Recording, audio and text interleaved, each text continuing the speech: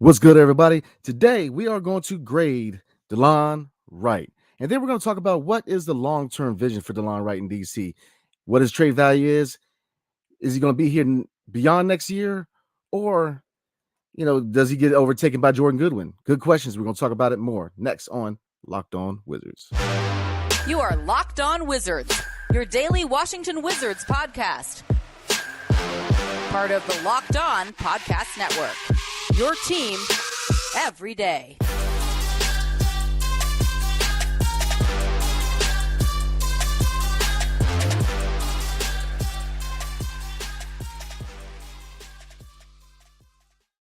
What's good, everybody? It's your boy Brandon Scott again with my guy, the real Ed Oliver. Thank you for making Locked On Wizards your first listen every day. We are free and available wherever you get your podcasts and on YouTube, part of the Locked On Podcast Network, your team every single day. Now, today we are going to talk about, break down, and grade Delon Wright. And then we're going to talk about what is his long-term vision in DC. Is he going to be here for a minute, or is he going to be a trade piece? So let's get into it. Delon Wright, looking at the stats real quick, he averaged around 7.5 points per game, shot 47% from the field, 34% from three, around 4 assists a game, 2 steals a game. Free throw percentage was 86%, and for a guard was pretty good. He averaged around almost 4 rebounds a game. So for you, what is the stat that really stands out with Delon Wright? Just looking at the team standpoint, looking at his record, the Wizards were 9-23 when Delon did not play, and they were 26-24 when Delon played. Now, 26-24 is not great either, but at least it's a positive winning record. And you can't say that with the solid three. The solid three, they had a losing record when they played together. But when Delon played, they had a winning record. That was because of his defense. So I have a couple of stats that I have for him. It's not just one.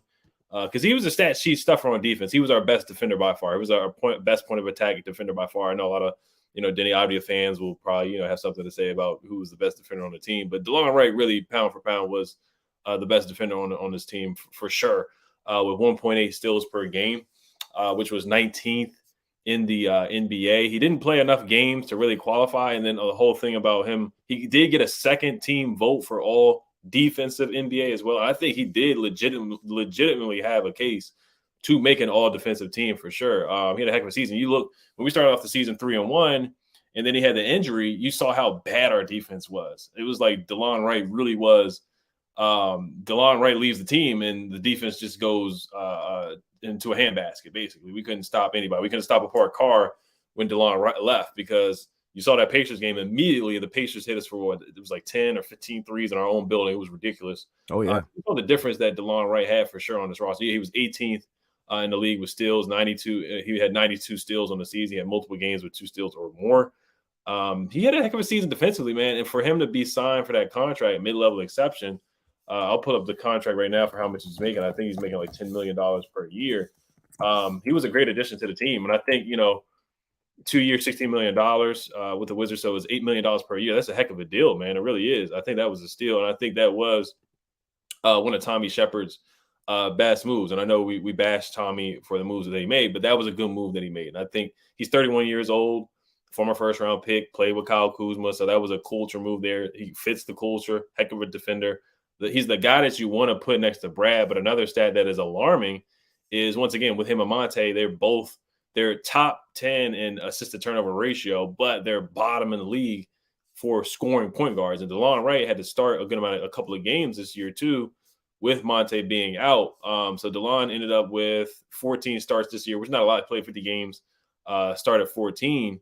But once again, he averaged 7 points a game, and we just needed more from that point guard position. Now, I'm not saying we need somebody to go out there and score 20 points, but we just needed more for that point guard position. So, but the defensive metrics stand out: deflection, steals, point of attack defense. I mean, he really impressed me as defender this season.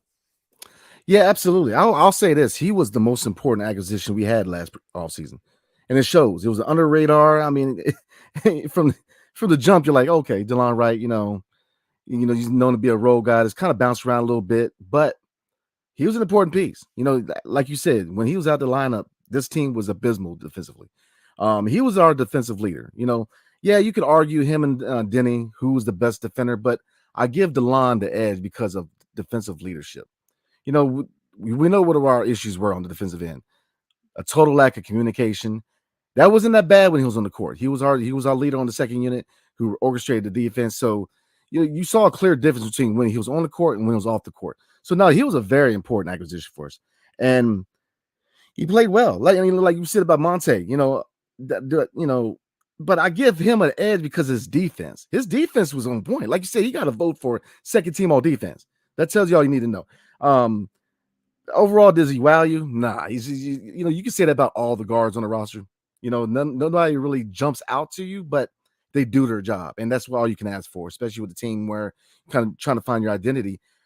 He did his job, and he was a leader for us. And yeah, he was a very important acquisition for this team. He really was, because, as you said, we were a much worse team with him off the court, with him on the court, and just his leadership. His playing by example. Him and Jordan Goodwin, and we're gonna talk about him next episode. But Delon, I was very impressed. But as you said, we need more. We need a guy who's going to penetrate the paint, man. A guy who's going to open up this offense. We relied too much on athleticism, guys trying to create for themselves, and it just turned into, it kind of mirrored the year before last, whereas under Spencer Dinwiddie, where it's like, hold on to the ball for like 15 seconds of shot clock and then hand it off. It was like that sometimes because of the ball movement. So, but overall, just with this guard, I see Delon being here because of his defense and his leadership. And, look at his offensive stats. I mean, 47% from the field. Now I get a 3-point percentage, 34%, 35% is around your average. But, you saw a big improvement late in the year with his 3-point shot. I mean, that last 10-game run in the second half of the year, he was hitting 3-pointers. He was going out there and he was hitting them with ease. So, he's got a little bit of tools in his offensive tool bag. He's not just a purely defensive guy. He shows that he can score a little bit. But again, at the point guard position, we need a guy who's going to be able to have some speed, push the offense, and create a little more for others by being another offensive threat. And that's what John Wall did so well in DC, man, and Russell Westbrook, because their abilities to drive the lane and find open shooters and become a focal point for other defenses, it opened up the floor for a lot of other guys. So, yeah, we definitely need that. But Delon Wright, as far as being a second team guy, I'm very comfortable going in next year with Delon Wright and Jordan Goodwin, because like we said last episode, I think Monte's that guy that's going to be, out of this point guard trilogy that we had between, Goodwin, Wright, and Monte. I think Monte's the guy is going to go. So, we're going to jump into what is his trade value and what is his place in DC long term. But before we do that, we're going to grade. But before we do that, I got an ad from eBay Motors. For a championship team, it's all about making sure every player is a perfect fit. It's the same when it comes to your vehicle. Every part needs to fit just right. So the next time you need parts and accessories, head to eBay Motors. With eBay Guaranteed Fit, you can be sure that every part you need fits right first time around. Just add your ride to My Garage and look for the green check to know the part will fit, or your money back. Because just like in sports, confidence is the name of the game when you shop on eBay Motors. And with over 122 million parts to choose from, you'll be back in the game in no time. After all, it's easy to bring home a win when the right parts are guaranteed. Get the right parts, the right fit, and the right prices on ebaymotors.com. Let's ride. eBay Guaranteed Fit. Only available to U.S. customers. Eligible items only. Exclusions apply. And like I said, thanks for making Locked On Wizards your first listen every day. Everydayers. Tomorrow, we are going to talk about Jordan Goodwin and what his place is with this organization going forward, going from a G League player to earning an NBA contract. So, before we get into the grade, any other points you want to talk about when it comes to Delon? He was seventh in the NBA in deflections per game with 3.2. So other stats that I have as well. This is per Basketball Index. He was the top 10 in their passing lane defense metric, which is deflections plus intercepted passes. Delon Wright was number 1. That was on April the 12th. Other guys were Alex Caruso was number 2. Robert Covington was number 3. Herb Jones was number 6. Anthony Melton was 8. OG Anunoby was 9 in that top 10 stat. Also, NBA University players who account for the highest percentage of their team steals. Delon Wright was number 1 as of March 31st, 2023, with 44.8% of the team steals. That's a lot. That's a lot of percentage there for steals. So nobody else. I mean, he's the only one out there getting steals. And then per minute leaders this season, minimum 100 minutes steals. Delon Wright was the leader in that. So, and then also honorable mentions for players. This is a funny stat for Delon Wright. Most minutes by a player with under 250 points this season.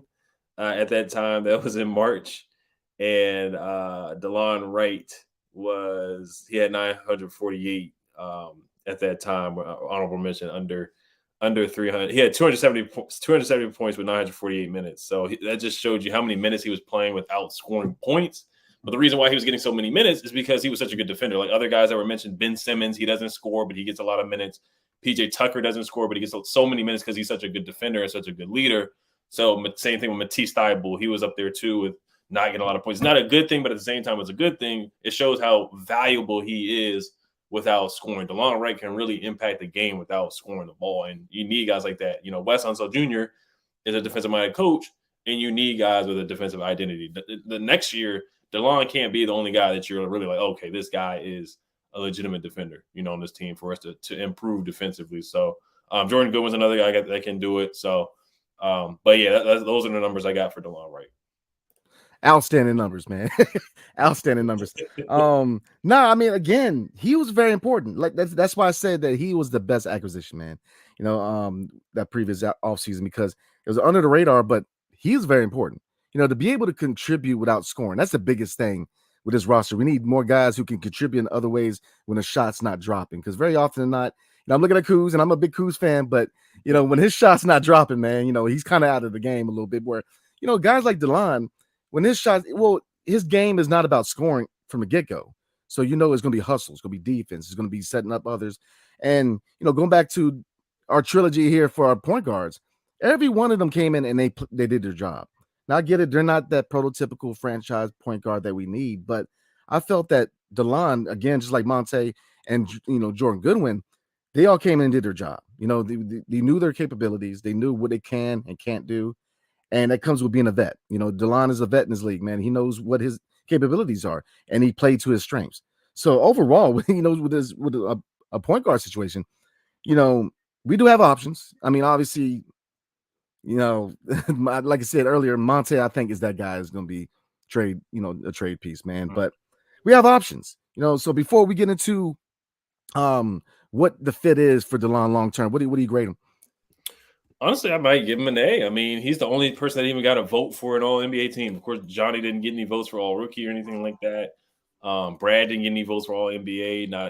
Nobody was really close. All Star votes was what Porzingis had the most. Nobody made an All Star team, so he's the only guy that got some type of vote for an accolade this year. So I give Delon an A, honestly, just because of the strength of the contract. And you know, we signed this guy to be a backup point guard, which that's what he is. But and honestly, your defense shouldn't rely on a backup point guard. That just showed how bad our defense was. And like I said, once again, I mean, he his record when he's in there, we have a winning record with him in there. And then you look at the solid threes record, they have a losing record together. They have, even when you break them up, Bill and Kuz, they play together, they still have a losing record. Porzingis and Bill still a losing record. But when Delon's in there, you got to win a record. So it speaks volumes to this team. Yeah, it does. It really does. And to me, he is a leader on this team. And that's why I think going to my next point, what his fit is in DC, he's a leader. You know, on that second unit, he was that leader on the second unit. So we're gonna move on. Oh no, we can't yet. I gotta do my grade. So what I grade him, man? I'm rolling with you. A. He did his job. He overachieved. You know, he came in as a role guy, a veteran role guy, and he again was probably, if not the best or most important, one of the most important pieces on this team, just because he was the glue that held the second team together, especially defensively. You know, and it's just, especially with after the Rui trade, when we're kind of fitting the second unit, see who fits, who's part of the rotation. You know, he was that guy that really kept the team together. And, you know, again, looking at the solid three, like you said, even them playing together was a losing record. So, but, you know, I going to my next point, I think we're going to go ahead and move on. What is his long-term, you know, is he here long-term beyond next year? What do you see Delon Wright in his organization? Is next year his last year, or? That's a good question. Now, I will say, of course, the cons we talked about, he's just not a scorer. Kind of that point guard that the Wizards need as a starting point guard, but everybody knows that. his trade value, because I know we always do trade value. I was looking up the past trades that happened this past season. I see him coming back. I think they have to bring him back. I think it would be in their best interest to bring him back, just off his defensive strength. Now you could let him go and promote Jordan Goodwin and give him more minutes, but I still just like Delon on an $8 million contract. Next year he is. After next season, he'll be a free agent because it was a 2-year deal. Now looking at the trades, the Jay Crowder trade, he got traded for essentially 5 second-round picks. Mason Plumlee got traded for Reggie Jackson and a 2028 second-round pick. So I could see something like that happen. You swap solid players, and then you get a second-round pick in return. Josh Hart, he got traded. Let me see, because this was a 4-team trade, though. It says the Blazers received Cam Reddish, Matisse Thybulle, Ryan Arkana, I'm butchering his name, from Villanova, and a 2023 first-round pick, and then Josh Hart. The Knicks got Josh Hart. So essentially, I want to say it was 3 players and a first for Josh Hart. Now, I don't think we'll get a first for Delon Wright, but I think you can get a couple good. It's kind of like another Rui trade. You get a couple solid players, or you get one player who you think is solid and hope they work out. None didn't work out for us. You get a couple second-round picks and maybe a player that's equivalent or lesser than Delon Wright. So, but to answer the question, I think he'll be back next year. I would personally keep him, especially with Brad. Brad's not known to be a lockdown defender. And then once again, Monte Morris is we both don't think he's going to be here next year. And I think he would be a guy that could help a rookie. I was about to say quarterback, but a rookie point guard come in, Anthony Black, Hassan Wallace, whoever it is at the rookie point guard. If we do draft a rookie, I think he would be a good mentor for those guys. Yeah. Look at that trade value. I'm gonna say this. It's a little shaky with Delon when it comes to trade value, because while he's very important in DC, other teams, depending on the situation, he may not carry the same importance on another team. You know what I'm saying? Due to roster construction or just what his role would be on another team if we moved him. He's very important here because of what the role that he has to play here. He has to take a big role here, especially with that second unit. He has to take a big role in DC.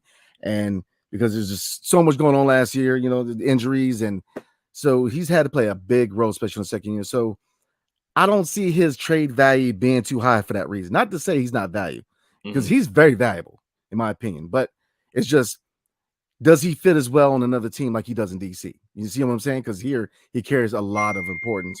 So, looking at his long-term picture in DC, I see him staying here next year to be that guy again on the second unit, defensive guy. But I don't see him being here past next year.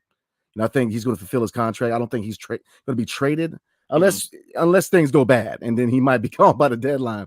But it all really depends. I don't think it's going to be that bad. I think it's a little early for predictions. I'm not going to go there, but but I don't see him being moved. I see Monte being moved easy, because if you look at it, Jordan Goodwin and Delon Wright are just those 2 glue guys we have in the second unit that defensively, just from effort, and they'd be the perfect guy for a rookie like Anthony Black or Casey Wallace come in and mentor them.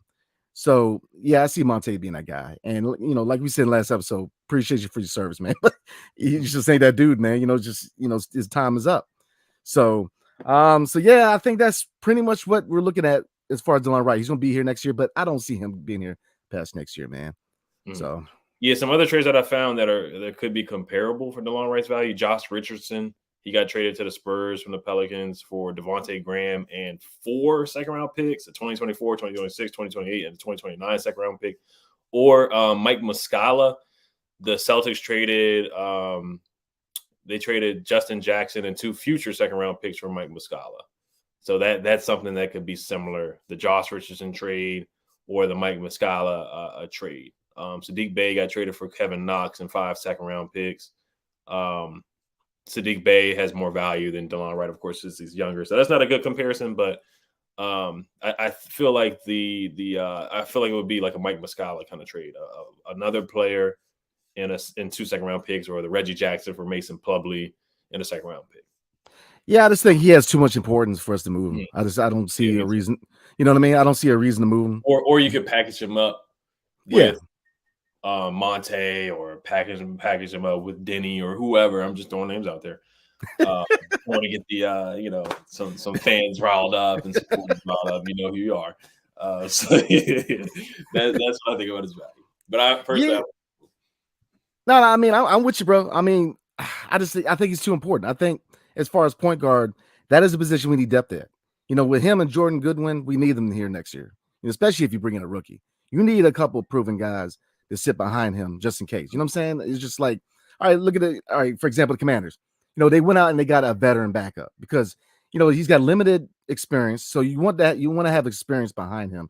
So if he falters, you have somebody who can kind of, you know what I'm saying? So I think that you need to have Delon and Jordan Goodwin here next year because they're two guys that lead by example and they gives us quality depth at point guard. So, but I like that you brought up trades because there's a trade that we were talking about. We're going to talk about real quick before we roll. you want to talk about that trade on another episode? Oh, yeah, we can. Okay, yeah. got you. We'll tease that for you guys. Just a tease for y'all, man. But we got a good trade proposal coming up. But no, man, to kind of wrap everything up, man, Delon did his job. And it's the same thing we said about Monte, that no, he's not the long-term answer here in DC, but he did his job. He came in there and he did his job, and really he overachieved. We didn't know what to really expect from Delon. We knew he was a guard who can defend, who has the capability to hit threes, but we didn't know how important he was till we really needed him on the roster. And this shows, man, as far as GMing, is that these moves right here, these role guys can be very important pieces of any kind of team. It's not always your marquee stars or big names that are the important players and teams. It shows that your role guys can be very important pieces on the team. And Delon Wright was a very, very important piece on this team. And you can also argue that with his leadership and how he played really led as an example for Jordan Goodwin to come and step up and play the way he did, because Jordan Goodwin came in and earned a contract, and you see a lot of similarities between him and Delon. Now obviously the shot, both of them need to kind of be more consistent, even though shoot around 34, averages around 35, but no, I believe that Delon came in here and he did his job, man, and that's all you can ask for. 100%. So yeah, I can't wait to talk about the trade proposal, but we're gonna wrap it up here. I just want to thank you guys for making Locked On Wizards your first listen every day. Every day is tomorrow on the show. We're going to grade Jordan Goodwin and possibly Johnny Davis's grade for the season and what we expect for those guys next year. I just want to thank you guys for listening. Make sure you guys subscribe and hit the notification bell.